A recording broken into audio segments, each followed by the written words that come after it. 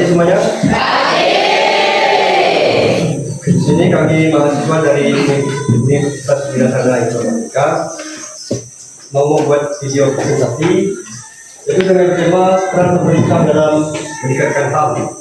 Dan nanti harapan kami selesai presentasi teman-teman bisa menyiapkan pertanyaan untuk bertanya terkait materi yang akan kami sebutkan.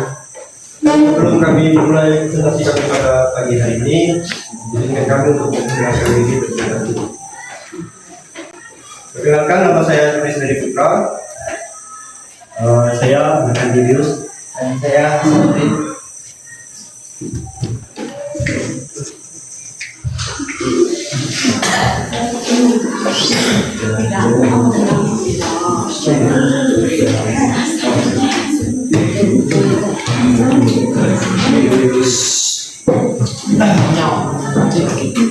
Baik, di sini ada pengertian hak asasi manusia, yaitu ada sebuah konsep hukum dan normatif yang menyatakan bahwa manusia memiliki hak yang melekat pada dirinya karena ia adalah seorang manusia. Hak berlaku kapan saja, di mana saja, dan kepada siapa saja, sehingga sifatnya universal. HAM pada prinsipnya tidak dapat dicabut, tidak dapat dibagi-bagi, saling berhubungan dan saling bergantung. Hak asasi manusia biasanya dialamatkan kepada negara atau dalam kata lain, negara yang mengemban kewajiban untuk menghormati, melindungi, dan memenuhi HAM, termasuk dengan mencegah dan menindaklanjuti pelanggaran yang dilakukan oleh swasta. Dalam terminologi modern, hak asasi manusia dapat digolongkan menjadi hak sipil dan politik yang berkenaan dengan kebebasan sipil. Misalnya, hak untuk hidup, hak untuk tidak disiksa, dan kebebasan berpendapat, serta hak ekonomi, sosial, dan budaya yang berkaitan dengan akses ke barang publik, seperti hak untuk memperoleh pendidikan yang layak, hak atas kesehatan, atau hak atas perumahan. Secara konsep, hak asasi manusia dapat dilandaskan pada keyakinan bahwa hak tersebut dianugerahkan secara alamiah oleh alam semesta, Tuhan, atau nalar.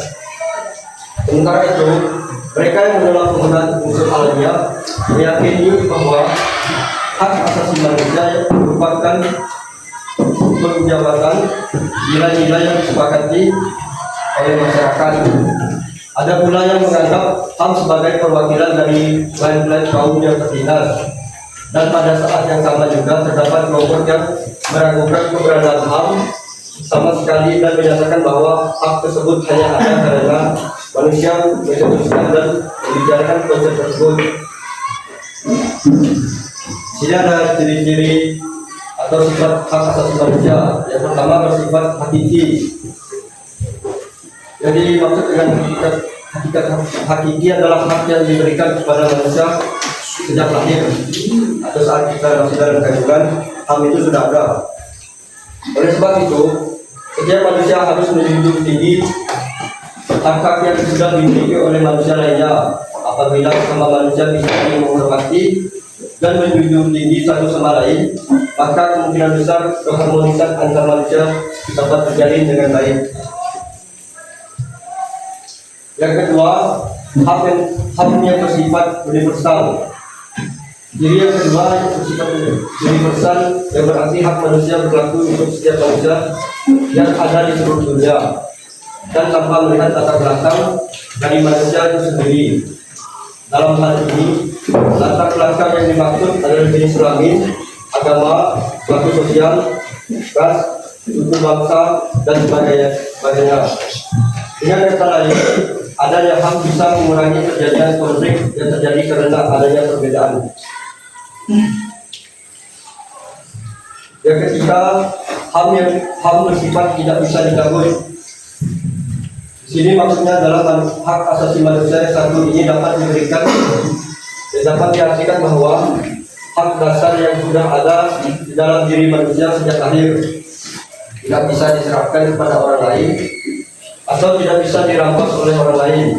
Apabila hak dasar manusia dirampas oleh orang lain, maka sesama manusia sangat mudah terjadi konflik yang bisa membahayakan individu itu sendiri dan lingkungannya. Yang terakhir, HAM tidak bisa dibagi. Ciri keempat dan HAM adalah bersifat tidak bisa dibagi, yang berarti setiap manusia berhak untuk memperoleh semua hak yang sama, seperti hak sipil dan hak politik, hak ekonomi, hak sosial dan budaya. Jika HAM dibagi-bagi, maka ada manusia yang merasa dirinya diperlakukan tidak adil karena tidak mendapatkan hak yang sama dengan individu lainnya. Baik, itu tadi adalah pengertian dan ciri-ciri HAM. Selanjutnya akan dijelaskan oleh saya. Peran pemerintahan dalam penegakan hak asasi manusia, maraknya kriminalitas yang dilakukan oleh anak bawah umur atau anak sekolah sebagai pelaku utama, seperti pada kasus bullying, diskriminalisasi hingga tawuran juga menjadi salah satu contoh pelanggaran HAM di Indonesia karena berdampak pada kesejahteraan masyarakat dan hak atas kenyamanan manusia lain. Dalam hal ini menjadi problematika pemerintah dalam menyelesaikan permasalahan atas pelanggaran HAM yang dilibatkan anak sebagai pelaku dan korban Momok 2020. Peran pemerintahan dalam meningkatkan hak asasi manusia HAM di Indonesia. Membentuk lembaga penegak HAM. Pemerintah membentuk lembaga penegak HAM seperti Komisi Nasional Hak Asasi Manusia, Komnas HAM. Komnas HAM adalah lembaga independen yang berfungsi untuk mengawasi, memantau, melakukan penelitian, penyuluhan dan mediasi HAM, menerbitkan peraturan perundang-undangan. Pemerintah menerbitkan peraturan perundang-undangan yang relevan dan HAM menegakkan HAM melalui undang-undang. Pemerintah menegakkan HAM melalui undang-undang, membentuk pengadilan HAM, menegakkan HAM melalui proses pendidikan. Selain pemerintah, masyarakat juga dapat berperan dalam penegakan HAM dengan tidak tolerir pelanggaran HAM, melaporkan pelanggaran HAM kepada Komnas HAM atau lembaga berwenang, melakukan penelitian atau menyebarluaskan informasi mengenai HAM, mengajukan usulan mengenai perumusan kebijakan yang berkaitan dengan HAM, mengajukan usulan mengenai perumusan kebijakan yang berkaitan dengan HAM. Dari penjelasan poin-poin di atas dapat dipahami bahwa dalam menegakkan hak asasi manusia, HAM, peran pemerintah sangat dibutuhkan dan juga masyarakat mempunyai peran dalam membantu pemerintah untuk menegakkan hak asasi manusia. Hal ini juga berkaitan dengan pengertian HAM, di mana baik pemerintah maupun masyarakat selain berhubungan dengan bergantung dalam menegakkan hak HAM. Baik, kita lanjut. Di sini ada jurnal hukum, yaitu tahun 2021, di mana di sini terdapat ada berbagai bentuk kasus hak asasi manusia yang paling sering terjadi di Indonesia, yaitu diskriminasi. Lalu yang berikutnya ada sekitar 83,3% orang, dalam hal ini korban adalah siswa sekolah ataupun mahasiswa. Jadi adik-adik sekalian, hak asasi manusia ini dia terjadi itu lebih besar korbannya itu adalah anak-anak di usia muda atau mahasiswi serta mahasiswa. Jadi untuk adik-adik sekalian, harapan kami nanti setelah ini kiranya adik-adik semua mendapat sedikit ilmu, di mana nanti ilmu yang telah kami sampaikan ini bisa diterapkan di lingkungan di mana nanti adik-adik berada atau di tempat adik-adik masing-masing. Salah satu contohnya di lingkungan sekolah atau di lingkungan masyarakat. Nah, supaya tidak terjadi suatu yang melanggar hukum atau hak asasi manusia. Lalu yang berikutnya,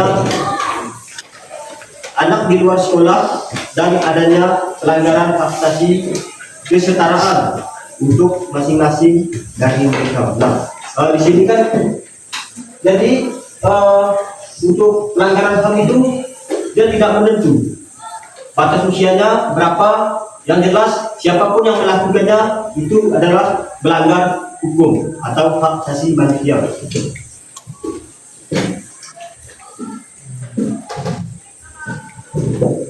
Sebaiknya studi kasus hak asasi manusia kedua adalah perumusan fasilitas sekolah, yaitu yang memiliki tingkatan sekitar 80% dan di mana korban pelanggaran non kependidikan seperti petugas. Nah, hak asasi manusia juga terjadi pada masyarakat di luar kalangan yang berpendidikan atau pegawai. Jadi hak asasi manusia itu bisa terjadi pada siapapun tanpa memandang. Selagi dia termasuk ke dalam hukum, maka itu akan diproses. Nah, lalu oleh karena itu persoalan ini akan menjadi krusial bagi Komnas HAM, masyarakat, khususnya pemerintah dalam hal menegakkan hukum di Indonesia. Pelanggaran HAM merupakan kekerasan di Indonesia yang juga sering dilakukan oleh pelajar yang sebagian masih di bawah umur. Meskipun begitu, anak-anak atau remaja yang berada dalam tahap perkembangan yang rentan dan harus kita lindungi. Tindakan pelanggaran hak asasi manusia yang dilakukan oleh mereka harus dihadapi dengan tegas sebagai upaya menurunkan kasus pelanggaran hak asasi manusia di Indonesia. Hal ini menuntut pemerintah untuk berhati-hati dalam memastikan bahwa semua prosedur hukum agar dapat diberikan dengan bijaksana dan adil, serta dalam menentukan apakah anak-anak melakukan pelanggaran HAM yang sesuai dengan pertimbangan hukum, mereka masih dianggap kebal hukum, perlindungan hak asasi manusia, serta sanksi terdapat pelanggaran hak asasi manusia oleh anak membentuk keseimbangan halus dalam perbandingan keadilan serta kebijaksanaan pada perkembangan anak. Meskipun dampaknya diperlukan, penting juga untuk mengutamakan pendekatan yang lebih holistik dan pendekatan untuk memastikan bahwa anak-anak dapat merubah perilaku buruk dan meningkatkan kemampuan positif mereka. Nah, tadi sudah saya sampaikan di mana itu peran pemerintah itu sangat penting terhadap hak asasi manusia sesuai dengan judul yang sudah kita terapkan atau sudah kita buat, di mana ini peran pemerintah dalam menegakkan hak asasi manusia. Nah, sini saya menjelaskan sedikit bahwa betapa pentingnya peran pemerintah itu dalam mengatasi pelanggaran hak asasi manusia. Nah, jadi harapan kami nanti untuk adik-adik semua, siapa tahu ke depan bisa menjadi bagian daripada pihak pemerintahan. Harapan kami semoga nanti adik-adik bisa berperilaku adil serta jujur dan juga bijaksana dalam membuat peraturan serta keadilan. Nah, jadi ini sudah jelas bahwa hak asasi manusia itu tidak boleh dilanggar oleh siapapun, baiknya anak-anak, dewasa maupun lanjut. Jadi siapapun yang melanggar nanti akan terkena sanksinya sendiri, dan sanksinya itu lumayan berat adik-adik. Jadi harapan kami karena bagaimanapun nanti setelah kami, kalianlah yang akan menjadi penerus untuk bangsa dan negara kita ini. Apapun itu, dimanapun itu, serta apapun bentuk komunitas, apapun bentuk lembaganya, nanti adik-adik sekalian yang akan menjadi orang yang pertama di situ. Nah, jadi dari sekarang karena sudah ada sedikit kebekalan, jadi semoga kedepannya bisa lebih baik, bisa lebih takut serta taat akan hukum yang berlaku, karena sanksinya itu sangat berat. Baik, mungkin sekian yang bisa kami sampaikan, kurang lebihnya kami mohon maaf. Sekian dari kami, terima kasih, selamat pagi dan salam sejahtera untuk kita semua. Baik, bagi teman-teman yang ingin mau bertanya, silakan. Untuk pertanyaan sendiri yaitu terkait materi yang kami jelaskan tadi, baik itu pelanggaran HAM, kalau mungkin ada yang kurang jelas bisa ditanyakan. Mengapa peran pemerintah sangat penting terhadap hak asasi manusia? Kalau kita melanggar hak asasi manusia, apa dampak yang akan kita dapat? Ada lagi? Ada lagi?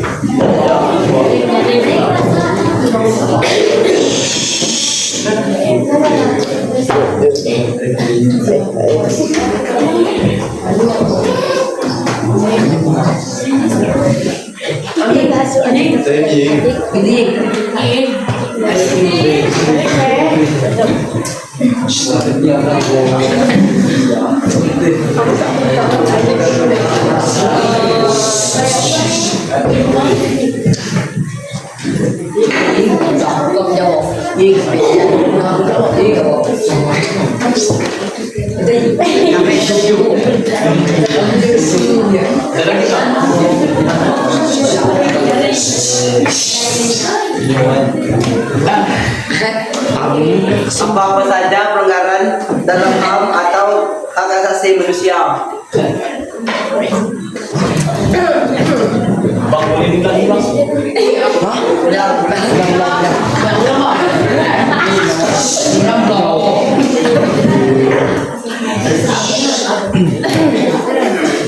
Apa saja pelanggaran dalam HAM atau hak asasi manusia?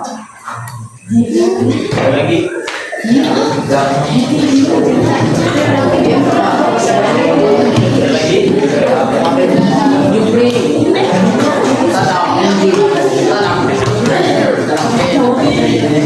Ada lagi?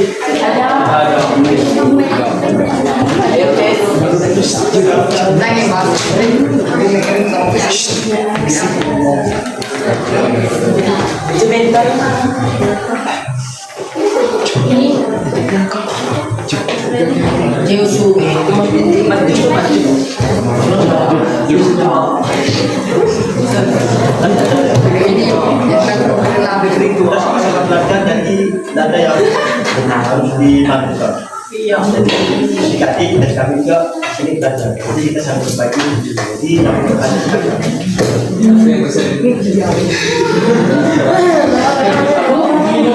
Apa maka kerja berarti banyak dan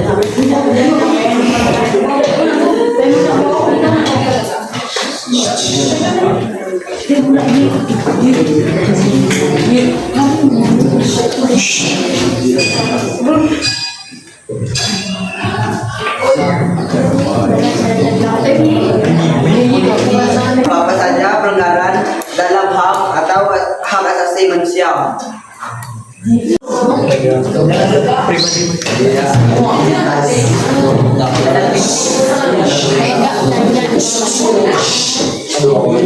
Apa-apa saja peraturan yang harus diterapkan dalam HAM? Apa peran pemerintah sangat penting dalam menegakkan hak asasi manusia? Kalau ini, contohnya di sekolah itu kan ada aturan. Anggap pemerintahnya itu guru.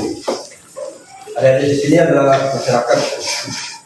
Jika dalam surat ini ada yang otomatis haknya itu sudah dirampas atau sudah melanggar HAM. Nah, di sini peran pemerintah atau guru adalah memberikan sanksi atau hukuman. Jadi jika tidak ada aturan, tidak ada guru, otomatis tidak ada hukuman bagi pelaku pembuli. Dan jika seseorang melanggar hak asasi manusia, itu kan sama seperti penjelasannya tadi, yaitu di sekolah kan ada aturan. Dalam aturan yang ada di sekolah, jika teman-teman melanggar, itu otomatis akan mendapat hukuman. Dan hukumannya itu beragam, tergantung pelanggaran apa yang atau aturan apa yang teman-teman langgar. Dan kami akan menjawab itu pertanyaan yang ketiga, apa saja pelanggaran dalam manusia. Nah, jadi pelanggaran itu banyak macam. Jadi contohnya tadi itu ada kemudian lalu kekerasan dan lain sebagainya. Jadi sangat banyak sekali ragamnya mengenai pelanggaran-pelanggaran yang berkaitan dengan hak asasi manusia yang ada di negara kita ini. Jadi apapun bentuknya, ketika itu tidak layak diterima oleh pihak yang seandainya yang kita bully, jadi itu akan terkena sanksi hukum. Hukumnya sendiri tadi yang ditanyakan oleh kakak pada pertanyaan nomor 2, apa saja sanksi. Nah, jadi untuk sanksinya itu ya tergantung apa yang sudah dilakukan terhadap temannya, rekannya atau kerabatnya. Nah, jadi sanksi itu sesuai apa yang dia buat harus dia bertanggungjawabkan. Seandainya dia membunuh seandainya, nah jadi hukumannya itu mungkin nanti dia juga akan hukumannya akan dipenjara seumur hidup. Nah, jadi untuk itu maka berhati-hatilah dalam berdialog, berhati-hatilah dalam berteman, berhati-hatilah dalam mencari rekan atau kerabat. Lalu untuk yang keempat, mengapa hak asasi manusia tidak dapat dilanggar dan dirampas oleh orang lain? Nah, di slide ini sudah ada, yaitu ciri-ciri atau sifat hak asasi manusia atau HAM, di mana ini ada poin yang pertama itu HAM yang bersifat hakiki, artinya hak asasi manusia itu sudah ada dari awal sejak kita lahir, bahkan mungkin sebelum kita menjadi sosok atau menjadi seorang bayi, mungkin hak asasi manusia itu sudah sudah diberikan kepada kita. Nah, maka dari itu hak asasi manusia itu bersifat hakiki, artinya tidak boleh diambil atau dirampas oleh siapapun. Nah, lalu yang poin kedua ada bersifat universal. Nah, di mana HAM ini hak asasi manusia berlaku untuk setiap manusia yang ada di seluruh dunia tanpa melihat latar belakang dari manusia itu sendiri. Nah, jadi sudah kita di sini ada 2 poin mengenai hak asasi manusia. Bentuknya itu ada yang pertama tadi bersifat hakiki, lalu yang kedua universal. Di mana yang universal itu yaitu berlaku untuk seluruh kalangan, baik itu anak-anak, orang tua maupun dewasa, apa memandang, apapun sukunya, apapun bangsanya, apapun rasnya, selagi itu merupakan hak atau hak asasi manusia, maka itu akan termasuk ke dalam golongan tersebut. Baik, mungkin itu saja yang saya sampaikan. Baik, saya akan jawab pertanyaan dari yaitu aturan yang harus diterapkan untuk HAM. Kami contoh tadi seperti di sekolah. Sekolah itu punya aturan contoh yang merokok akan mendapat hukuman bolos juga akan mendapat hukuman. Itu juga aturan-aturan yang sudah diterapkan sekolah-sekolah supaya HAM itu tidak dilanggar. Yang kedua, saya tambahkan karena peraturan ini itu sudah terdapat di dalam undang-undang negara kesatuan Republik Indonesia serta undang-undang. Jadi semua itu sudah diatur oleh pemerintah Republik Indonesia. Seperti salah satunya Undang-Undang 1945 yaitu serta amendemennya. Dan itu kalau teman-teman bisa mencari atau men-searching bahasa kerennya di Google itu sudah ada. Di sini kalau kami menggunakan Google itu dan teman-teman mungkin lebih jago daripada kami.